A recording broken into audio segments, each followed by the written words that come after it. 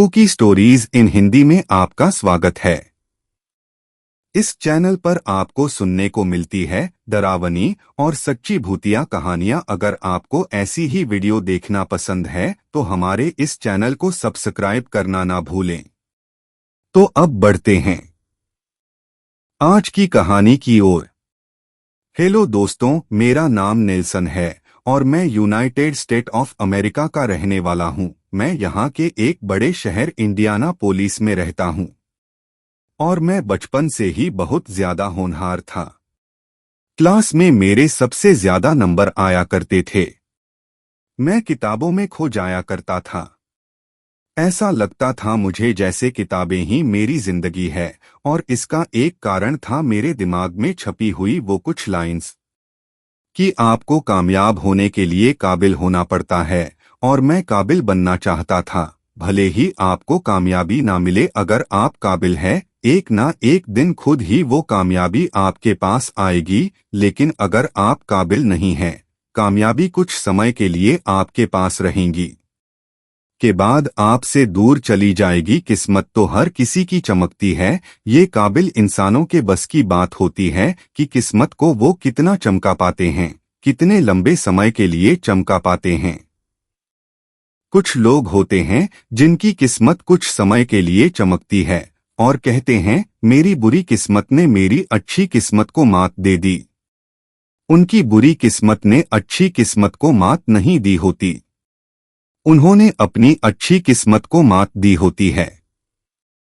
अगर आपके अंदर काबिलियत ही नहीं है तो आप कामयाब कैसे हो सकते हैं?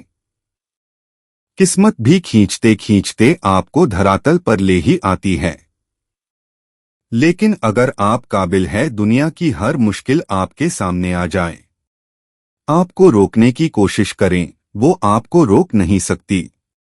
आपकी काबिलियत कहीं ना कहीं आपको फंसा ही देगी, और जब आप उस जगह फंस कर निकलेंगे तो बिल्कुल वह आपका उछाल होगा। स्प्रिंग की तरह जितना आपको दबाया जाएगा, उतनी आपकी शक्ति इकट्ठी होती जाएगी, और जब उड़ने का समय आएगा, आपकी उड़ान बहुत लंबी होगी। मैं इस पर यकीन करता हूँ, इसीलिए मैंने अपने माता पिता का घर जब मैं 18 साल का हुआ तभी छोड़ दिया था। मेरे माता पिता फ्लोरिडा में रहा करते थे और मैं वहां छोड़कर अब इंडियानापोलिस शहर में आ गया था, और इसके बाद किताबें पढ़ने का शौक मैं छोड़ नहीं पाया। मैं कई तरह के काम करना चाहता था। मैंने MBA किया था और उसके बाद मैं कोई अच्छा काम ढूंढ रहा था। काम तो सब मिल रहे थे, लेकिन आपकी काबिलियत के पार आपको पहुंचना ही पड़ता है। उन कामों में मेरा मन नहीं लग रहा था। तभी किसी ने मुझे बताया था स्टॉक मार्केट में अपना हाथ क्यों नहीं आजमाते। मैंने आजमाना शुरू कर दिया।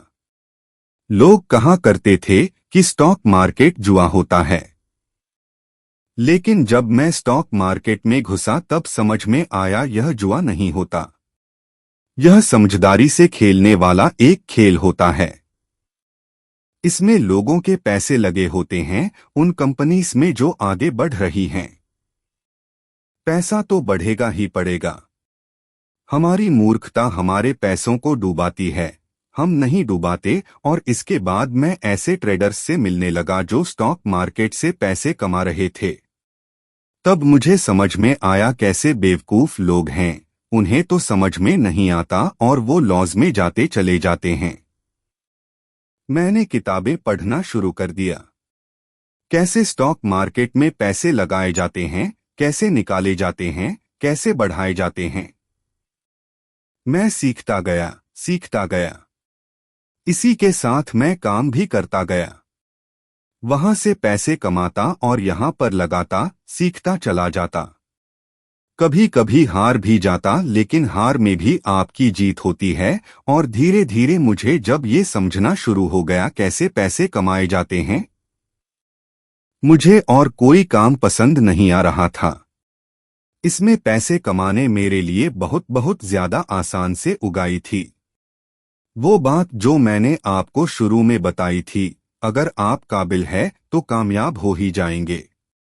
मैं किताबें पढ़ने में इतना ज्यादा काबिल हो चुका था कि जो भी किताबों में होता घोल कर दिमाग तक पहुंचा देता।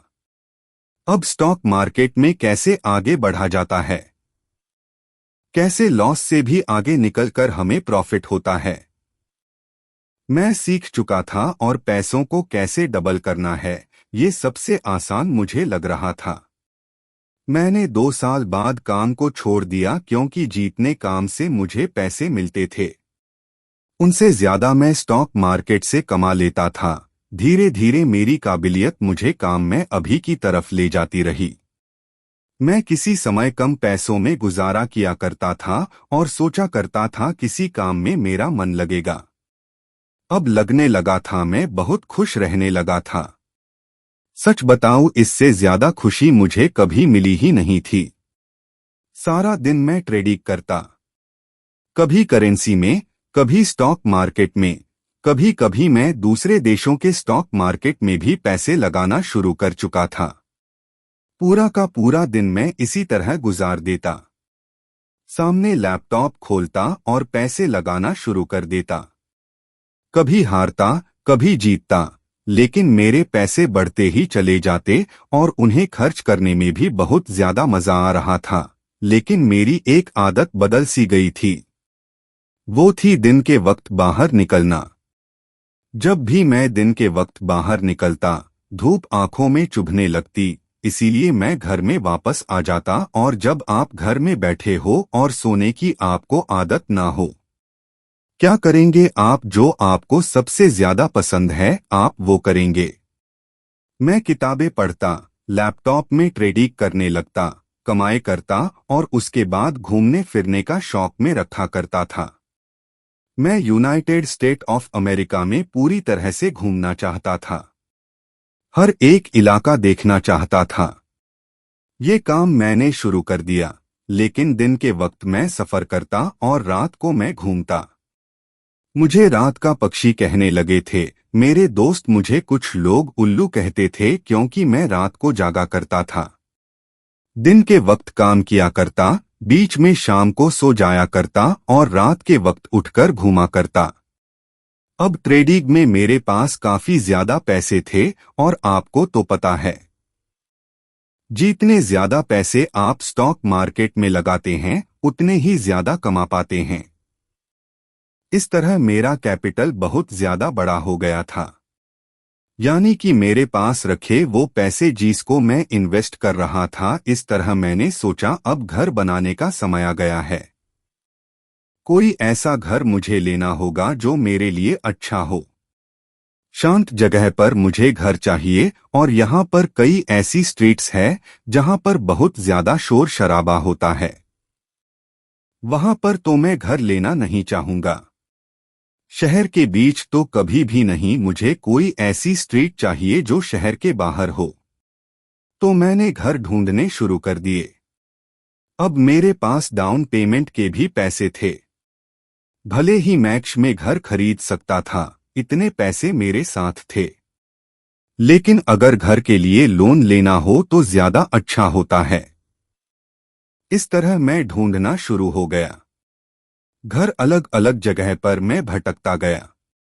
काफी घर ज्यादा महंगा होता और मैं इतने ज्यादा पैसे वहां पर लगाना नहीं चाहता। कहीं पर घर बना ही अच्छा नहीं होता, कहीं पर शोर शराबा ज्यादा होता और कहीं पर सड़क के पास होने के कारण छोटी छोटी आवाजें मुझे तंग कर सकती थी। मैं दिन के वक्त सोने वाला इंसान हूँ, रात के वक्त जागने वाला, इसीलिए मुझे दिन के वक्त शांति चाहिए। और इस तरह घूमते घूमते मैं एक ऐसी स्ट्रीट में पहुंचा था जहां बाहर लगा बोर्ड देख मेरी आंखें चमक गई। फॉर सेल का वो बड़ा सा बोर्ड, यानी कि यहाँ पर घर बिकाऊ है। मैंने उस तरफ गाड़ी घुमा ली और जैसे ही मैं उस स्ट्रीट के अंदर गया, हैरानी का सबब था वहां पेड़ इतने ज्यादा थे। घरों के बाहर लोगों ने पेड़ लगा रखे थे और ये गुफा की तरह सड़क थी, ऊपर से थपेड़ों ने घेर रखी थी।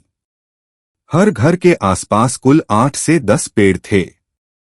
वो बड़े बड़े ऊंचे पेड़ जिन्होंने उन घरों को भी ढक रखा था। यहाँ पत्ते बहुत ज्यादा थे लेकिन अंधेरा भी था। दोपहर के वक्त ही यहाँ पर कम रोशनी थी। जैसे इन लोगों ने थपेड़ों को लगाया ही ऐसे हो। इन्हें भी शायद शांति पसंद है। बिल्कुल भी शोर शराबा नहीं था और कई जगह पेड़ इतने ज्यादा घने कि वहां पर छांव ज्यादा और अंधेरे जैसा महसूस हो रहा था। मैं घूमता गया। कई जगह पर फॉर सेल के बोर्ड लगे हुए थे, लेकिन अब मैं ढूंढ रहा था कौन सा घर देखने में ज्यादा अच्छा लगता है। घूमता घूमता मैं उस स्ट्रीट के बिल्कुल पीछे वाली साइड में पहुंचा और वहां पर एक बड़ा सा घर था। उसे देखते ही मुझे बहुत ज्यादा खुशी हुई और मुझे लगा ये बिल्कुल मेरे सपनों का घर है। वो 3 मंजिला घर था जिसके आगे पूल भी बना हुआ था।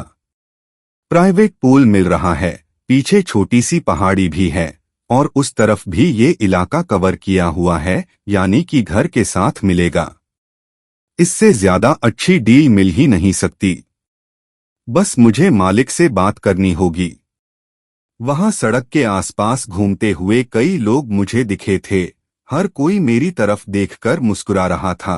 मैं गाड़ी धीमी चला रहा था ताकि देख पाऊं कौन सा घर बिकाऊ है, कौन सा नहीं। वहां पर कई लड़कियां भी उस सड़क के आसपास से गुजर रही थी और मेरी तरफ देखकर मुस्कुरा रही थी। फिर मैं अपनी तरफ देखता, यार इतना हैंडसम तो हूं नहीं, आज तो हर लड़की देखकर मुस्कुरा रही है। मुझे तो लगता है इस स्ट्रीट में मुझे घर ले लेना चाहिए, शायद मेरा घर भी बस जाए। यह सोचते सोचते उस घर तक पहुंचा था और वह बोर्ड के नीचे एक नंबर दिया हुआ था। मैंने अपना मोबाइल निकाला और जल्दी से वह नंबर लगाया। जैसे ही मैंने उस नंबर को लगाया था, सामने से आवाज आई, this number does not exist. ये नंबर एग्जिस्ट ही नहीं करता तो फॉर सील का ये बोर्ड भी बहुत ज्यादा पुराना होगा। अरे यार, यही वाला घर तो मुझे पसंद था। आखिर अब इसके मालिक से बात कैसे करूं? मैं गाड़ी से उतर गया था, इधर उधर घूम रहा था ताकि देख पाऊं कौन इसका मालिक है। हाँ था, क्योंकि उसे भी पता था ऐसा घर काफी महंगा होता है, लेकिन बातों बातों में उसके मुंह से निकल गया कि उसने ये घर काफी सस्ते में बनवाया था। इसके बाद मैं भी जिद पर अड़ गया। मुझे ये घर सस्ते में चाहिए। उसे घर बेचना था, वो मजबूर लग रहा था और इसका फायदा उठाकर मैं उस पर दबाव बनाने लगा कि मुझे इतने रेट में घर चाहिए। अगर आप देने को तैयार हो तो ठीक है। इस घर में प्रॉब्लम भी है, मुझे वो भी तो ठीक करवानी होगी। वो मान नहीं रहा था। बहुत कम का फर्क था, लेकिन मैं भी इस घर को खरीदना चाहता था, वो भी इस घर को बेचना चाहता था। अंत में बात इस पर फंसी कि तुम यहाँ पर 30 दिन रहकर देखो, तुम्हें ये घर पसंद आएगा। अब मुझे वो मुफ्त में ही इस घर में रहने देना चाहता था। मैंने उससे कह दिया, फिर सफाई मैं नहीं करवाऊंगा, आपको सफाई खुद करवानी होगी। उसके बाद मैं यहाँ रहना शुरू कर दूंगा। अगर ये घर सच में मुझे बहुत ज्यादा अच्छा लगा, इसके बाद मैं पेमेंट करूंगा। और मान गया। मैं जीतने में वो कह रहा था उतने में मान गया।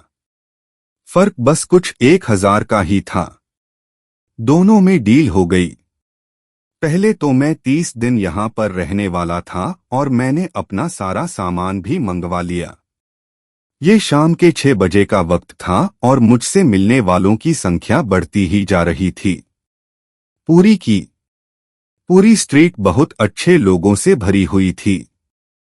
हर कोई मुझसे आके हाथ मिला रहा था और वो आदमी भी सबको बताया जा रहा था, ये घर के नए मालिक है, ये घर के नए मालिक है। मैं कहता रहता, अभी पूरी तरह से डिसाइड नहीं हुआ है।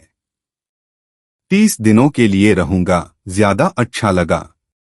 उसके बाद डील हो जाएगी, लेकिन इस समय मैं खुद को मालिक नहीं कह सकता। मैंने कोई पेमेंट तक नहीं की है, लेकिन वो आदमी भी बहुत अच्छा था। अब तुम मालिक बन चुके हो। मुझे पता है यह घर तुम्हें नापसंद आ ही नहीं सकता। तुम्हारी आंखें पढ़ ली मैंने, इससे अच्छा घर तुम्हें मिल ही नहीं सकता। आओ तुम्हें अपने घर भी लेकर चलूं। उसने मुझे अपना घर भी दिखाया था। काफी आगे जाकर उसका घर भी बना हुआ था। वो भी काफी अच्छा, काफी सुंदर लग रहा था, लेकिन यहाँ कई घरों को देखकर मुझे ऐसा लगा जैसे ये घर बहुत पुराने हैं। वहां पर कोई पेंट नहीं हुआ था। मैंने उससे कहा, यहाँ लोग पेंट कम ही करवाते हैं। बहुत कम घर देखे जहां पर पेंट हुआ था। हर घर पुराना सा लग रहा था, मिट्टी भी बहुत ज्यादा लगी हुई थी, और ये पेड़ इस तरह से छाव किए हुए हैं जैसे ये कोई जंगली सा इलाका हो। वो कहने लगा, सबको यहाँ कुदरत बहुत ही ज्यादा पसंद है। शोर शराबा बिल्कुल पसंद नहीं। हर किसी ने पेड़ लगा रखे। लोगों को जंगलों में रहना पसंद है, इसीलिए पूरे इलाके को जंगल जैसा बना लिया है। अगर कोई ऊपर से हेलीकॉप्टर से निकले उसे लगेगा यहाँ पर कोई स्ट्रीट है ही नहीं, घर है ही नहीं। इस तरह से यहाँ पेड़ लगाए हुए थे। हम दोनों ने बातें की थी। उसकी बीवी भी बहुत अच्छी थी। खाने पीने की हर चीज मेरे लिए लेकर आई। यहाँ हर कोई अच्छे से बात कर रहा था। इसके बाद मैंने सारा सामान जो ट्रक में लोड था उतरवाया, सेट करवाया, और वक्त रात के 8 बजे का हो गया था। इसके बाद मुझे रात को ही तो जागने का शौक है, तो मैंने सोचा यहाँ घूमता हूँ फिरता हूँ, उसके बाद घर में वापस आ जाऊंगा। 8 बजे मैंने बाहर वाली उस गली पर घूमना शुरू कर दिया। मैं एक तरफ चले जा रहा था और जो भी मुझे मिल रहा था मेरे बारे में पूछ रहा था, तुम वहां पीछे वाले घर में आए हो। जैसे पूरे के पूरे स्ट्रीट में ये बात फैल गई थी कि मैंने नया घर लिया है। और मुझसे वो ये भी पूछते, तुम काम क्या करते हो। मैंने हर किसी को बताया, मैं ट्रेनिंग करता हूँ, दिन के वक्त ट्रेनिंग करता हूँ, घर से बाहर नहीं निकलता। मुझे रात के वक्त निकलना पसंद है। और जैसे यहाँ हर किसी को यही शौक था, उन्हें शहर पसंद नहीं था, शोर शराबा पसंद नहीं था। इस तरह चलते चलते मैंने कई लोगों से दोस्ती भी कर ली। 9 बजे के वक्त मैं वापस आ रहा था और वहां पर 3-4 लड़कियों का टोला एक तरफ खड़ा जैसे कुछ लोगों को छेड़ रही थी। वो लड़कों को छेड़ रही थी। मैंने देखा वहां कुछ लड़के रनिंग कर रहे थे। जैसे ही लड़के उनके करीब से निकलते वो लड़कियां उन्हें छेड़ने लगती और वो लड़के भी शर्माकर वहां से चले जाते। अब इस तरह मैं लड़कियों से डरने वाला नहीं। मैं जैसे ही उन लड़कियों के करीब गया, वो कुछ तंज से मुझ पर कस रही थी, लेकिन ये तंज भी ज्यादा बुरे नहीं थे। कोई तो मुझे बॉडी बिल्डर कह रही थी, कोई कह रही थी ये हैंडसम किधर जा रहे हो। जानबूझकर जैसे मुझ पर तंज कसे जा रहे थे। अगर इसी तरह लड़कों का झुंड खड़ा होता और किसी लड़की पर तंज कसे जाते, अब तक पुलिस स्टेशन में पहुंच गए होते। लेकिन ये लड़कियां हैं, ये कुछ भी कर सकती हैं। वहां पर मैं रुक गया और उन्हें देखकर कहने लगा, देखो तुम लड़कों को छेड़ रही हो। तो वो मजाक में कहने लगी, अब करें क्या, घर जाने का वक्त नहीं हुआ है, 10 बजे तक हम घूमती हैं। आज तो सारे क्लब भी बंद हैं, तो हमने सोचा यहीं पर खड़ी हो जाती हैं और कुछ न कुछ नया करने की कोशिश करती हैं। मैंने उन्हें रोका, तुम्हें ऐसा नहीं करना चाहिए। और बाकी 3 लड़कियां तो पीछे की तरफ भाग गई। उन्होंने कहा, हमें घर में काम है। लेकिन एक मुझसे बहस सी करने लगी थी, तुम्हें क्या, तुम तो यहाँ पर नए हो ना। मैंने कहा, नया हूं तो क्या हुआ। तभी 150 साल का आदमी धीरे धीरे चलता हुआ मेरे करीब आया। वो मुझसे पूछने लगा, तुमने फोन लगाया था। और मैं हैरान सा हो गया। मैंने फोन तो लगाया था, लेकिन नंबर डस नॉट एग्जिस्ट आ रहा था। तब वो हंसते हुए कहने लगा, मेरा बेटा बहुत शरारती है, बहुत ज्यादा शरारती है। उसने रिंगटोन लगा रखी है कि ये नंबर डस नॉट एग्जिस्ट वाली, तो मुझे पता था कोई ना कोई घर देखने के लिए आया ही होगा। इस नंबर पर फोन नहीं आते, जब फोन आते हैं कोई ना कोई घर देखने के लिए आया हुआ होता है। मैं पास में ही रहता हूँ, वहां से चलकर सीधा इधर आ गया और तुम्हारी गाड़ी लगी देखी, तुम्हें घूमता हुआ देखा। मैं समझ गया था तुम घर देखने के लिए आए हुए हो। वो मेरे साथ बातें करने लगा और मुझे घर दिखाने लगा।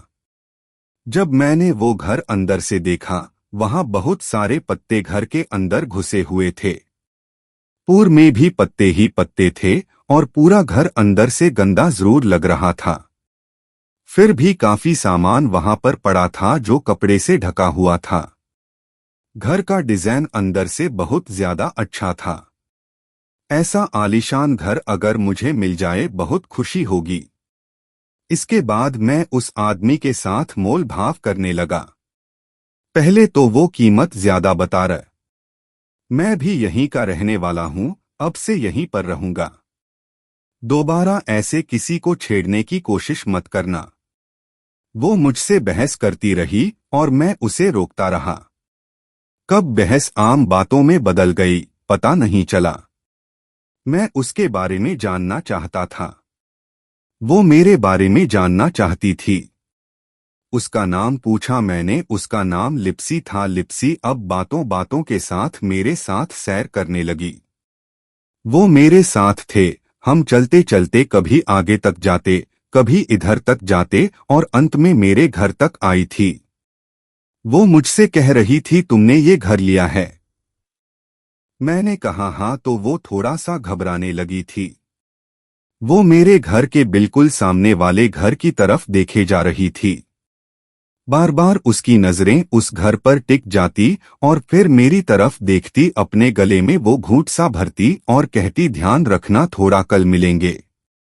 फिर वो कोई और बात करने लगती और फिर उसके जबान से ये शब्द निकलते, कल मिलेंगे, अपना ध्यान रखना। जब 2-3 बार मैंने ये शब्द उसके मुंह से सुने तो मुझे लगा कुछ ना कुछ तो गड़बड़ है। मैंने उससे पूछ लिया क्या गड़बड़ है उस घर में, तो वो डरती डरती कहने लगी ऊंची आवाज में बात मत करो, वो सुन लेगा। मैंने कहा वो सुन लेगा मतलब कौन सुन लेगा? उसने कहा वो देखो खिड़की पर पर्दा लगा हुआ है ना। मैंने कहा हाँ देखो एक तरफ पर्दा मुड़ा हुआ है ना। मैंने कहा हाँ उसके नीचे आंख दिख रही है। हाँ हाँ दिख रही है। कौन है वो जो इस तरह से छुपकर देख रहा है? उसने कहा ये एक बूढ़ा आदमी है और यहाँ सबका मानना है वो एक पेशाच है जो लोगों का खून चूसता है, उससे बचकर रहना। उसकी बातों ने मुझे डरा दिया था और मुझे अलविदा कहकर वो भी चल पड़ी। वो अपने घर की तरफ जा रही थी। मेरे घर से 20 या 25 घरों की दूरी पर वो लड़की रहती थी, लेकिन मेरे सामने वाले घर में जो रहता था उससे मुझे डरने की जरूरत थी। इसके बाद एक और आदमी चलता हुआ मेरी तरफ आया। मैं सामने वाले घर की तरफ देख रहा था और डर रहा था, लेकिन मेरा ध्यान ही नहीं पड़ा। कैसे वो पास से चलता हुआ आदमी मेरे करीब आ गया और मेरे कंधे पर हाथ रखकर कहने लगा ध्यान रखना, उस तरफ जाने की कोशिश मत करना। तुम वो नए लड़के हो ना जो यहाँ पर रहने के लिए आया है, जिसने ये घर खरीदा है? मैंने कहा हाँ हाँ अभी खरीदा नहीं है, खरीदने वाला हूँ। उसने कहा वो तो ठीक है, लेकिन वो सामने वाले घर में जाने की कोशिश मत करना, उसे थोड़ा दूर रहना। सबको पता है वहां पर एक पिशाच रहता है। उसकी उम्र 60 से 70 साल होगी। हर कोई उससे दूर रहता है, कोई उससे बात करने की कोशिश नहीं करता। जब वो घर से निकलता है ना हम घरों में दुबक जाते हैं, कोई घर से बाहर नहीं निकलता। ध्यान रखना जब वो घर से बाहर निकले, अपने घर में दुबक जाना, उससे बात मत करना। वो बातों में बहका देता है और उसके बाद अपने घर में लेकर जाता है और जो उसके घर में जाता है बाहर नहीं निकल पाता। मैंने उसको कहा था अगर ऐसा है उसने लोगों को मारा है, पुलिस में कंप्लेंट करो, पुलिस यहाँ चेक करेगी। उसने कहा पुलिस कई बार आ चुकी है, कई बार कंप्लेंट की जा चुकी है। अंदर कोई नहीं मिलता या घर में ही गायब हो जाता है। यहाँ जितने भी कमरे हैं, हर कमरे में चेकिंग की जा चुकी है। किसी और ने से नहीं देखा तुम्हें नजर आ रही है ना वो आग। मैंने कहा हाँ, ध्यान से देखना, थोड़ा पर्दा बंद भी होगा, कोई तो अंदर है, लेकिन जब पुलिस यहाँ पर आएगी उसके बाद ये किसी को नहीं मिलेगा। ये गायब ही हो जाता है जैसे पेशाज है ये पेशाज। तो मैंने उससे कहा अगर ये पेशाज है तो हम सब रात को यहाँ बाहर नहीं घूम सकते, ये हम पर हमला कर सकता है। उसने कहा नहीं नहीं, इन थपेड़ों को देखो, ये जंगलों में पाए जाने वाले पेड़ हैं। इनसे छनकर जो रोशनी आती है वो रात के वक्त नहीं आती, इसीलिए ये रात को निकल नहीं सकता। ये अजीब सा पेशाच है। हर पेशाच धूप से बचता है और माना गया है ये दिन के वक्त निकलता है और दिन के वक्त कोई भी बाहर इसके आसपास नहीं जाता। कभी देखना बाहर की तरफ, जब ये घर से बाहर निकलेगा इसके पास हथियार होंगे। अजीब अजीब हथियार लेकर निकलता है और अगर इसके करीब तुम दिन के वक्त गए ये हथियारों से हमला कर देगा, तुम्हें काट कर यही फेंक देगा। गलती से भी इसके सामने मत आ जाना। दिन के वक्त रात के वक्त ये बाहर नहीं निकलता, इसलिए रात के वक्त हम बचे हुए होते हैं। यहाँ ज्यादातर लोग रात को सैर करते हैं। ये रात को नहीं निकलता। ध्यान रखना, जब रोशनी निकलेगी ना घर से बाहर मत निकलना। उसकी बातों ने मुझे डरा सा दिया था। मैं भागकर अपने घर के अंदर चला गया और एक खिड़की से उस तरफ देखता रहा। सच में वो पर्दा हिल रहा था, सच में परछाई बन रही थी पर्दे पर। अंदर से एक तरफ लाइट पड़ रही होगी, कोई इधर उधर घूम रहा था। ये कोई बूढ़ा आदमी लग रहा था, थोड़ा सा झुककर भी चलता। इस तरह मुझे डर लगने लगा था, लेकिन रात को ही तो मैं जागता हूँ। अब क्या करूँ? पूरी रात 12 बजे से 1 बजे तक मुझे नींद आ गई थी और सुबह 7 बजे मैं उठा, रोशनी हो चुकी थी और सबसे पहला ख्याल दिमाग में यही आया था, दिन के वक्त यहाँ कोई बाहर नहीं निकलता। उनका मानना है अगर बाहर निकलना है तो गाड़ी लेकर यहाँ से भाग निकलो, यहाँ चलकर जाने की जरूरत नहीं है। तो मैंने वो पर्दा हटाया, सामने देखने की कोशिश की और मेरी किस्मत थी यह सच में उस घर से एक बूढ़ा आदमी बाहर निकला। अजीब से कपड़े पहन रखे थे और हाथ में हथियार, एक हाथ में चाकू था, उसके पास बंदूक भी थी जो उसकी कमर में टंगी हुई थी। इसी के साथ एक हाथ में तलवार सी पकड़ी हुई थी। तेज धार थी वो और मैं घबराकर अंदर ही सिमट गया था। उसके बाद वो चलता हुआ मेरे घर के करीब आया और उसने तलवार दिखाई। 2-3 गालियां दी, उसके बाद आगे की तरफ बढ़ गया। मैं डर सा रहा था। तलवार दिखता हुआ, चाकू दिखता हुआ वो आस-पास के घरों में धमकियों देता हुआ आगे बढ़ रहा था। मुझे डर था, ये कैसा पेशाच है जो दिन के वक्त बाहर निकलता है और लोगों को मार डालता है। दिन के वक्त लोग बाहर निकलने से डरते थे। इस जगह के मैं अब सोच रहा था क्या यहाँ पर घर लूं? यहाँ पर रहूं या ना रहूं, पूरा दिन अब मुझे ट्रेनिंग करनी थी। जब मैं लैपटॉप के सामने बैठ जाता हूं ना तो किसी चीज का ध्यान नहीं रहता। मुझे ध्यान रहता है पैसा कमाने की तरफ, और सुबह सुबह जैसे ही मार्केट ओपन हुई उसके बाद मैं ट्रेनिंग करने लगा। उसके बाद दोपहर तक मार्केट बंद हो गई थी, लेकिन उसके बाद मैं करेंसी ट्रेनिंग करने लगा।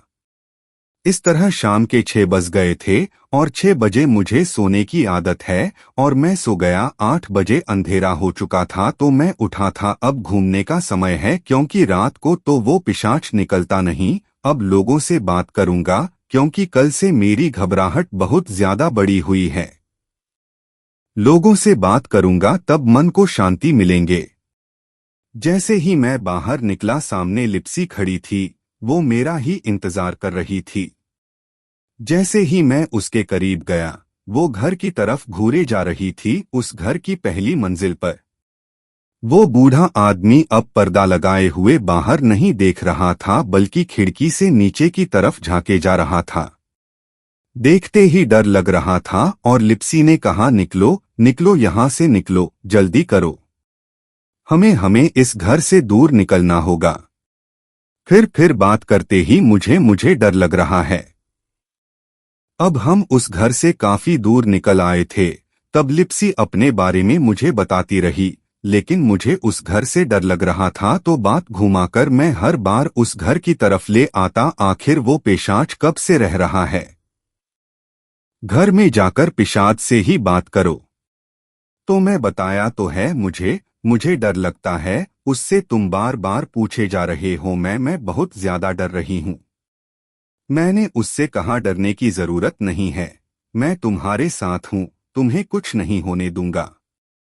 अगर वो पेशा आज यहां हमारे पीछे आ भी गया तो मैं उसका सामना करूंगा, तुम्हें कुछ नहीं होने दूंगा। तब वो मुस्कुराई थी और कहने लगी थी, ऐसा क्यों, मेरे लिए मरने को तैयार हो? ऐसा क्यों? मैं अब उससे क्या कहता? मैं तो बस उसे खुश करने के लिए कह रहा था कि वो डरे ना, लेकिन उसकी शर्माती हुई मुस्कान ने मुझे साफ साफ बयान कर दिया था आखिर उसके दिल में क्या है। तो मैं भी अब उससे प्यार भरी बातें करने लगा। अब मैं उस घर के बारे में बात नहीं कर रहा था, सच में उसके बारे में जानने की इच्छा सी जाग गई थी। घूमते रहे हम, और जैसे ही घूमते घूमते मेरे घर की तरफ आने लगे, फिर से मेरा ध्यान उस घर की तरफ पड़ा। अब लिप्सी को मुझ पर बहुत ज्यादा भरोसा हो गया था। वो मुझसे उस घर के बारे में बात करना चाहती थी। देखो, वो पेशाच कब से आया हुआ है, यहीं पर रहता है, कई लोगों को गायब कर चुका है। यहाँ पर कई लोग रहा करते थे, शाम को मिला करते थे, हम बातें किया करते, लेकिन उसने कई लोगों को मारा और कोई भी हमारी मदद नहीं कर सकता। कई लोगों ने यहाँ घर छोड़ दिए इसी डर में कि वो सबको मार ना दे, और तुम भी अपना ध्यान रखना। मैंने कहा, क्या ये सच हो सकता है? पिशाच सच नहीं होते, वो कोई ऐसा इंसान है जो पिशाच बनने का दिखावा कर रहा है और लोगों को मार रहा है। हमें उसके बारे में सच्चाई जाननी होगी। ये सुनते ही वो घबरा सी गई थी। सच्चाई जाननी होगी, तुम्हारे कहने का मतलब क्या है? वो थोड़ी थोड़ी जानकारी देती, लेकिन बात बदलने की कोशिश करती। मैं अंत में एक जगह जम गया और कहने लगा, मुझे उस घर के बारे में जानना है, मुझे और चीजों के बारे में नहीं जानना। तो वो गुस्से में आ गई, तो मुझसे बात क्यों कर रहे हो? मैंने उसकी आंखों में देखा और कहा, क्या तुम्हें मुझ पर यकीन है? मैं उसके बारे में सच जानना चाहता हूँ। सच में ऐसी रहस्यमय चीजें जानने में मजा बहुत आता है। तुम्हें भी बस कहानियों के बारे में पता होगा। उसने कहा, हाँ, मैंने भी सुना है, कभी देखा नहीं। मैंने कभी कभी उसे देखा है दिन के वक्त जाते हुए, लेकिन तब मैं दुबक जाती हूँ। मेरे पिता कहा करते हैं कि वो पिशाच है। मैंने कभी उसे बुरा कुछ करते हुए देखा नहीं। क्या तुम्हें भी लगता है वो पिशाच नहीं, बस साधारण इंसान है? उसके घर में कोई रहस्य है? मैंने कहा, हाँ। हम इस रहस्य को सुझाव क्यों नहीं देते? हम तो इस पूरी की पूरी स्ट्रीट के हीरो बन जाएंगे ना। दिन के वक्त निकलने से लोग डरते हैं, जब उसकी सच्चाई सामने आ जाएगी हर कोई यहाँ घूमा करेगा, और दिन के वक्त भी हम घूमा करेंगे, रात के वक्त भी घूमा करेंगे, बड़ा मजा आएगा। लिप्सी बहुत ज्यादा डर रही थी, लेकिन उसे मुझ पर भरोसा बहुत ज्यादा हो गया था। मैंने उसका हाथ पकड़ा और कहा, मुझ पर यकीन करो, तुम्हें कुछ होने नहीं दूंगा। पहली बार कोई मेरा इतना अच्छा दोस्त बना है, मैं तुम्हें खोना नहीं चाहता। मैं उसकी आंखों में अपने लिए प्यार देख रहा था, लेकिन मैं भी उससे प्यार करने लगा था। ये मैं उसे अभी बताना नहीं चाहता था, ये मैं उसे सरप्राइज देना चाहता था। इस तरह उसका हाथ पकड़े हुए मुझे भी सच में दिल में अजीब अजीब सी फीलिंग्स आ रही थी। लेकिन उसे हाथ पकड़े खींचते खींचते छिपते छिपते उस पिशाच के घर के पास वाले पेड़ के पीछे खड़े हो गए थे। हम दोनों उस घर की तरफ देखे जा रहे। उस घर के अंदर चलने की आवाजें आ रही थी, पर्दों पर परछाइयां बन रही थी। वो घर के अंदर ही था। हमने सोचा धीरे धीरे से खिसक कर घर के अंदर जाते हैं। अब हमने वो गेट खोला, धीरे से गेट को खोला, लेकिन हल्की सी आवाज आ गई और जैसे ही वो आवाज आई वो घर के अंदर चौकन्ना सा हो गया था। हमने जल्दी से वो गेट को बंद कर दिया। जैसे ही हमने गेट को बंद किया वो एक पर्दे के करीब आया था। पर्दा थोड़ा सा हटाया था और आंख बाहर निकालकर देख रहा था। उसने देखा कि यह गेट हिला तो था, कोई अंदर तो नहीं आया। उसने इधर उधर झांका। जब उसे तसल्ली हो गई 15 मिनट तक फिर वह अंदर गया और अपना काम करने लगा। अंदर से जैसे चाकू चलाने की आवाजें आ रही थी, ऐसा लग रहा था जैसे वो मांस को काट रहा हो। लिप्सी ने बताया था, उसके पिता कहते हैं कि जितने भी लोग वहां अंदर गायब हुए हैं, किसी का शरीर तक ना मिला। जैसे वो हर किसी को काट कर खा जाता हो, हड्डियों भी निकल जाता हो। इतना खतरनाक पेशाच है और हम उसकी सच्चाई जानने के लिए उस घर के अंदर जा रहे थे। अब मैंने लिप्सी को कह दिया गेट नहीं खोलेंगे, पीछे से वो झाड़ सा लगा हुआ है ना, वहां कंटीली तार काफी नीचे है, उसके ऊपर से हम फांदकर अंदर जा सकते हैं और फांदकर बाहर आना भी तो बहुत ज्यादा आसान है। उस तरफ से जाते हैं। जैसे ही हम उस घर की पिछली साइड गए, वो जो झाड़ लगा हुआ था वो काफी छोटा था। छलांग लगाने तक की जरूरत ना पड़ती। हमें वहां एक फट्टा पड़ा था जो काफी ऊंचा था, उस पर चढ़े। हम अंदर वाली साइड भी हिंटे पड़ी थी, उस पर पैर रखा, आसानी से अंदर बिना आवाज किए। उसको शक तक ना हुआ, वो तो टक टक मांस को काटे जा रहा था। अब हम घर के अंदर देखना चाहते थे, लेकिन घर में जितनी भी खिड़कियां थी, हर एक खिड़की के ऊपर पर्दा लगा हुआ था। उन पर्दों को बाहर से हिलाया नहीं जा सकता था, किसी खिड़की को खोला नहीं जा सकता था।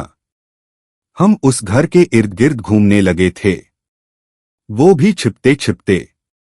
हमें घर के अंदर देखना था, वो करता क्या है, दिखता कैसा है, हर चीज जाननी थी। और लिप्सी की कांपती हुई टांगें मुझे बार बार महसूस होती रही।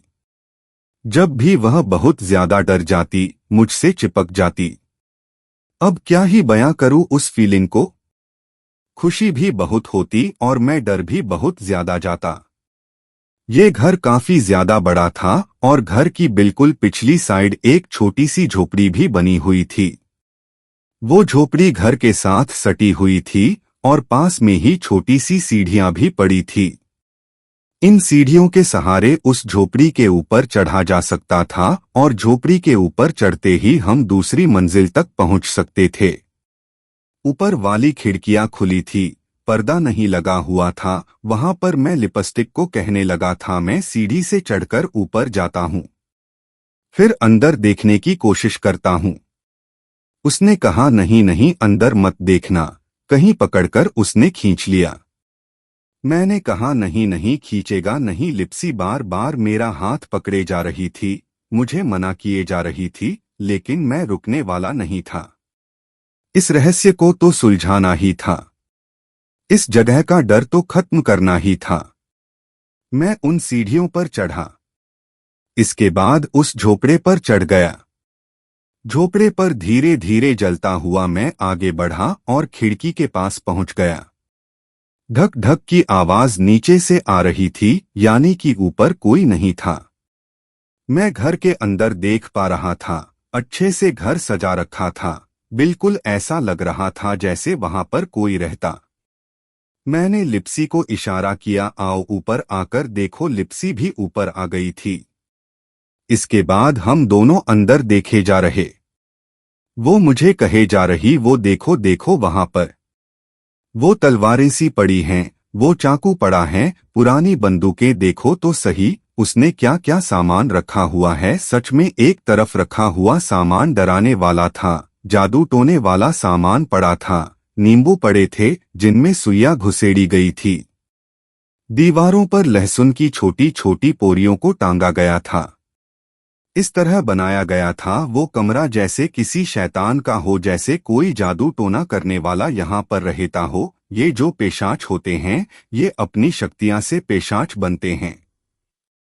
साधारण आत्मा को पेशाच बनने में बहुत समय लगता है और इसी तरह ये भी पेशाच बना होगा। अब इसके बारे में और जाने या ना जाने मैंने लिप्सी की तरफ देखा, अंदर जाए। लिप्सी ने कहा नहीं नहीं पागल हो गया, अंदर जाओगे? अगर वो ऊपर आ गया तो मैंने कहा नहीं वो नीचे ही है। चलने की आवाज नहीं आ रही, टक टक की आवाज नहीं आ रही, नीचे सुना नहीं तुमने? उसने कहा नहीं नहीं नीचे नीचे से अगर वो ऊपर आ गया ना तो तुम्हें भी वो मार देगा। मैं तुम्हें खोना नहीं चाहती, देखो बहुत समय बाद मेरा कोई दोस्त बना है, मैं तुम्हें खोना नहीं चाहती। मैंने उसकी आंखों में प्यार देखा था, उसने मेरे हाथ पकड़ लिए थे और मुझे घर के अंदर जाने नहीं देना चाहती थी। मैंने उसे कहा तुम ऐसा करो, खिड़की पर खड़ी रहो, तुम खिड़की पर खड़ी रहना, मैं घर के अंदर जाता हूँ, उसके बारे में जानता हूँ क्योंकि सबने कहानियों ही सुनी है, ना देखा तो किसी ने नहीं है। बाकी बस बुजुर्ग ऐसे पागलों वाली कहानियों बनाते रहते हैं। मुझे लगता है ये कुछ और है। अंदर जाकर देखना होगा मुझे, मैंने लिप्सी को समझा दिया था। अगर मैं चीखा या कोई ऐसी आवाज आई जिससे तुम्हें लगे मुझे खतरा है तो यहाँ से भागना और लोगों को बता देना, लोग इकट्ठा होकर यहाँ पर आ जाएंगे, लेकिन मैं कोशिश करूंगा कि बच जाऊं। लिप्सी उस खिड़की पर ही खड़ी थी और मैं खिड़की के सहारे अंदर चला गया था। अब उस कमरे में की एक एक चीज को हाथ लगाकर मैं देखे जा रहा, मोमबत्तियां जला रखी थी उसने। उसके बाद उस कमरे से बाहर निकलने का समय था, दरवाजा खोला। मैंने पीछे से लिप्सी आवाजें लगाकर कहे जा रही हल्की सी आवाज में इशारे कर रही थी। मुझे रोकना चाहती थी, मैं रुकने वाला नहीं था। वो दरवाजा खोला, मैं दूसरे दरवाजे में चला। वो दरवाजा खोला, मैं दूसरे कमरे में चला गया था। नीचे से मुझे ध्यान ही नहीं रहा। वो टक टक की आवाजें आना बंद हो चुकी थी। तभी मैं दूसरे कमरे में था और सीढ़ियों से ढक ढक की आवाज आई, जैसे नीचे से कोई भागकर ऊपर चढ़ रहा हो। बड़ी तेज आवाज थी, धक धक धक धक धक। बड़ी जल्दी वो ऊपर आ गया था। अब खिड़की वाले कमरे में नहीं था, मैं दूसरे कमरे में था और बीच में ही तो वो सीढ़ियों वाला रास्ता था। अब उसके पार निकलना था मुझे और मैं बेड के बिल्कुल नीचे छिप गया। मैं उससे बचना चाहता था क्योंकि इस कमरे में कोई खिड़की नहीं थी। मुझे दूसरे कमरे में जाना था। मैं बाहर तभी निकल पाऊंगा जब खिड़की के सहारे बाहर जाऊंगा। वो आदमी दूसरे कमरे में गया था। वो कुछ देर वहां पर रहा और उसके बाद उसने दरवाजा बंद कर दिया। फिर वो धीरे धीरे चलता हुआ इस कमरे में आया। मैं बेड के नीचे छिपा हुआ उसके पाँव देख पा रहा था। उसके पाँव, उसने चप्पल पहन रखी थी लेकिन उसके नाखून बड़े थे। उसका अंगूठा भी एक टूटा हुआ लग रहा था। गंदे से पैर थे उसके, लेकिन शायद अभी वो पेशाच के रूप में नहीं आया होगा, या वो पेशाच है ही नहीं, बस एक साधारण बूढ़ा आदमी है। अचानक उसने यह दरवाजा भी बंद कर दिया और मेरी सांस में सांस आई। उसे पता नहीं चला, उसे पता नहीं चला। ठक ठक की आवाज आई और वह सीढ़ियों से नीचे उतरने लगा। तब मैं और भी ज्यादा शांत हो गया। शुक्र है उसे पता नहीं चला। साधारण इंसान ही है वो कोई पेशाच विशाच नहीं है। सांस चढ़ी हुई थी मुझे। धीरे से मैं बेड से बाहर निकला। मैंने वो दरवाजा खोला। धीरे धीरे पैर सरकाता हुआ मैं दूसरे कमरे के पास ही पहुंचा था। ठक ठक की आवाज आई। वो सीढ़ियां चढ़ रहा था, नीचे से देख रहा था वो। उसे पता था मैं उस कमरे में हूं। अब उसके एक हाथ में चाकू, ये चांदी का चमकता हुआ चाकू था। दूसरी हाथ में एक किताब सी थी। वो भागता हुआ मेरे करीब आया और मैं बड़ी मुश्किल से वो दरवाजे को खोल पाया। धक्का दिया था मैंने, जैसे उसने लॉक लगा दिया। मैंने वो लॉक ही तोड़ दिया। धक्के से वो दरवाजा तोड़ा और सामने खिड़की पर लिप्सी नहीं थी। वो तो डरकर भाग गई होगी। जब पिछली बार वो इस कमरे में आया था, मैं अब खिड़की के सहारे बाहर भागना चाहता था और मेरा पैर फंसा और मैं वहीं पर गिर गया, खिड़की के बिल्कुल नीचे। और मैं ऊपर उठता उससे पहले उसने अपनी वो टांगे मेरे ऊपर पसार दी थी और हाथ में चाकू लिए मेरी सांस रोक दी थी। उसने, मुझे लगा अब मरा मैं, अब मरा मैं। मैं चीखा था एक तेज आवाज में। तभी उसने वो चाकू मेरी गर्दन के करीब रख दिया। मुझे लगा मैं गया, ये चाकू मेरी गर्दन के आर पार कर देगा, लेकिन उसने वो चाकू मेरे गर्दन को छुआ और वो घुसा नहीं रहा था। चाकू मेरी गर्दन को बार बार छूता और हैरानी से देखने लगता। फिर उसने वो चाकू मेरे माथे को छुआ, फिर वो हैरान होकर देखने लगा। उसके बाद उसने मेरी छाती पर वो जो टी शर्ट थी उसके बटन खो दिया, छाती पर मेरे चाकू रख दिया उसने, जैसे कोई जादू टोना करने वाला हो। उसके हाथ में वो किताब थी। मैं किताब को देख तक नहीं पा रहा था।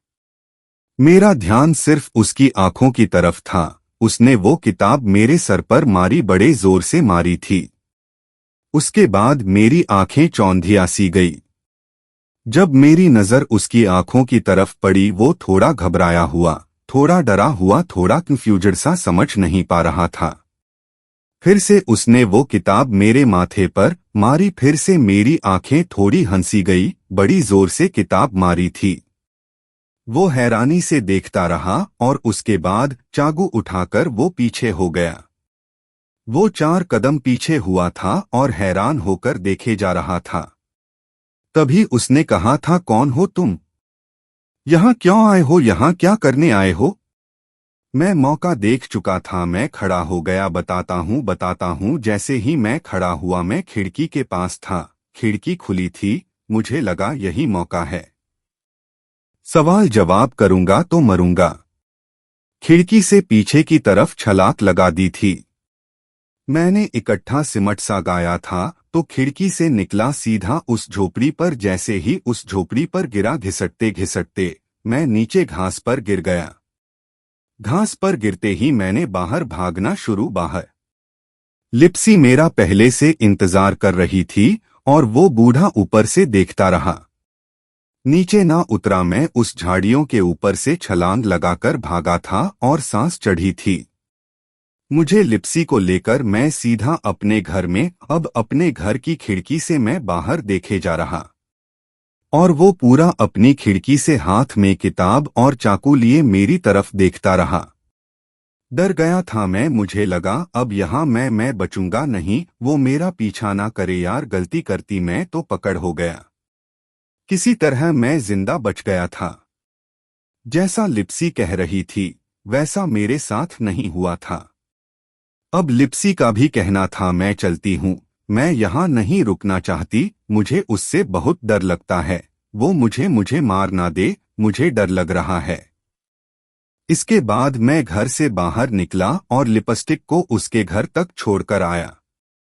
जैसे ही मैं अपने घर की तरफ बढ़ रहा था, अकेला खिड़की के ऊपर से झांक रहा वो बूढ़ा आप भी मेरी तरफ देखे जा रहा। अगर वो पेशाच है वो हमला कर सकता था, लेकिन नहीं।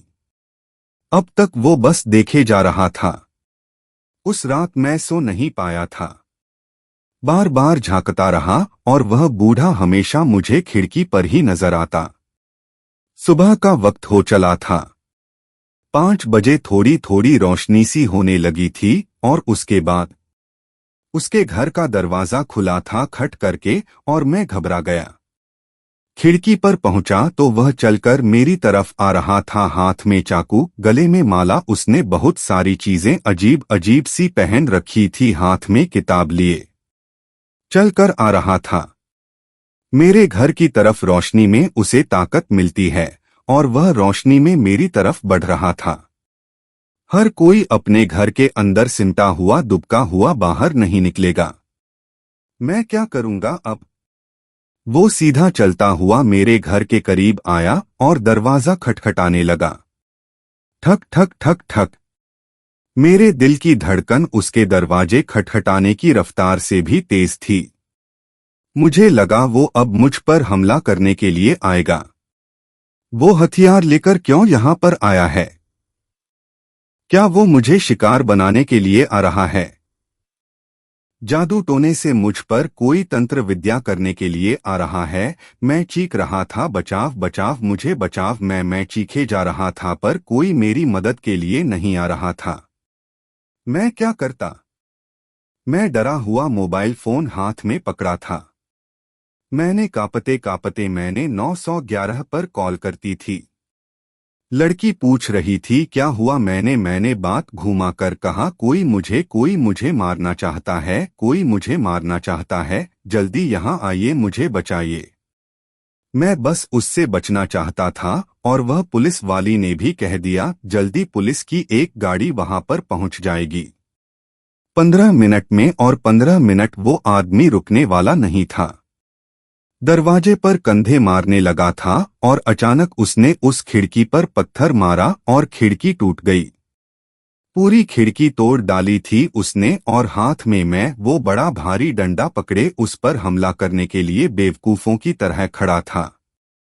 खिड़की खोलकर उसने अंदर सर डाला और कहा बाहर आओ, मुझे तुमसे बात करनी है। उसकी वो भारी आवाज ने मुझे डरा दिया। नहीं, मैं बाहर नहीं आने वाला, मैं नहीं बाहर आऊंगा। देखो पुलिस आने वाली है, भाग जाओ यहाँ से। लेकिन वो कहने लगा तुमने पुलिस को फोन किया, तुम्हें कुछ नहीं पता, तुम्हें कुछ नहीं पता। मैं और ज्यादा घबराता गया जैसे देखो देखो मुझे मत मारो, देखो मुझे मत मारो, मुझे वहां मत लेकर जाओ। और उसने खिड़की से कहा था मैं तुम्हें क्यों मारूंगा, पागल हो तुम भी। उनके बातों में आ गए। मैं अब सोच में पड़ गया था। नहीं, मैं उनकी बातों में नहीं आया। बस जब तक पुलिस नहीं आती मैं तुम्हें अंदर आने नहीं दूंगा। वो कहने लगा पुलिस को फोन किया तुमने, पुलिस को फोन किया? ठीक है, इंतजार करता हूं मैं पुलिस के आने का, और उसके बाद सब कुछ सच सच बताना, सच सच बताना, कुछ छिपाना मत। मैं डरता डरता कहने लगा था सच छिपाया कुछ नहीं, मैंने सारा सच बताया। उसने कहा कौन सा सच, क्या बताया? बस दरवाजे पर तो खड़ा था मैं, बस खिड़की ही तो तोड़ी है। क्या बताया पुलिस को? क्यों बुलाया तुमने? मैं उससे बहस नहीं कर सकता था, बस इंतजार कर सकता था। जैसे ही पुलिस की वो गाड़ी वहां पर पहुंची, वो आदमी बाहर खड़ा था और मैं अंदर से पकड़ो इसे, ये मुझे मारना चाहता है, ये मुझे मारना चाहता है। और वो पुलिस वाले ने जल्दी से उसे जकड़ लिया। जैसे ही उसे पकड़ा मैं जान गया था पुलिस अभी से पकड़ चुकी है। अब ये छिपने वाला नहीं, ये पिशाच काबू में आ गया है। मैं बयान दूंगा कि ये मुझे मारना चाहता है। मैं घर से बाहर आ गया। इसके बाद मैं पुलिस वाले को कहता रहा ये मुझे मारने के लिए आया था। दोनों पुलिस वाले उसे पकड़े हुए थे और वो बूढ़ा आदमी मैं कब तुम्हें मारने के लिए आया, पूरा सच बताओ, क्या क्या हुआ, पूरा सच बताओ। मैंने बताना शुरू कर दिया। इसे सब पिशाच कहते हैं, यह लोगों को मारता है घर के अंदर ले जाकर। कल मैं इसके पास गया था, घर के अंदर लिप्सी मेरे साथ थी। तभी वो बूढ़ा आदमी मुझे टोकने लगा, लिप्सी सुनो इसकी बातें, लिप्सी कहाँ पर रहती है? लिप्सी, मैंने कहा वो पीछे वाले घर में। उसने कहा सुनिए ऑफिसर, ये कह रहा है वो लिप्सी पीछे वाले घर में रहती है। और किसने कहा कि मैं पिशाच हूँ? मैंने कहा ये वाले घर में, वो वाले घर में। वो आदमी ने कहा मुझे वो पीछे वाली औरत ने कहा रात को जब वो मिलते हैं हर कोई इससे डरता है, ये कई लोगों को मार चुका है। मेरी ये बात सुनते ही उन पुलिस वालों ने उस आदमी को छोड़ दिया, उसे ढीला किया था और मैं कांप रहा था। पकड़िए उसे, आप इसे पकड़ क्यों नहीं रहे? उसके बाद वो बूढ़े आदमी ने कहा था, चलो चलो मेरे घर सब बताता हूँ। मैं पुलिस वालों की तरफ देख रहा था, वो कर क्या रहे हैं। तब पुलिस वाले ने कहा था, नहीं अपने घर में नहीं, ये डर जाएगा, इसके घर में चलते हैं। तब इसे पूरी बात बताते हैं। इसके बाद सब मेरे घर में आ गए थे। वह बूढ़ा आदमी सामने बैठा, जैसे चुप करके मेरी आंखों की तरफ देखी जा रहा। फिर पुलिस वालों ने जो जो बताना शुरू किया, मेरे पैरों तले जमीन खिसक गई थी।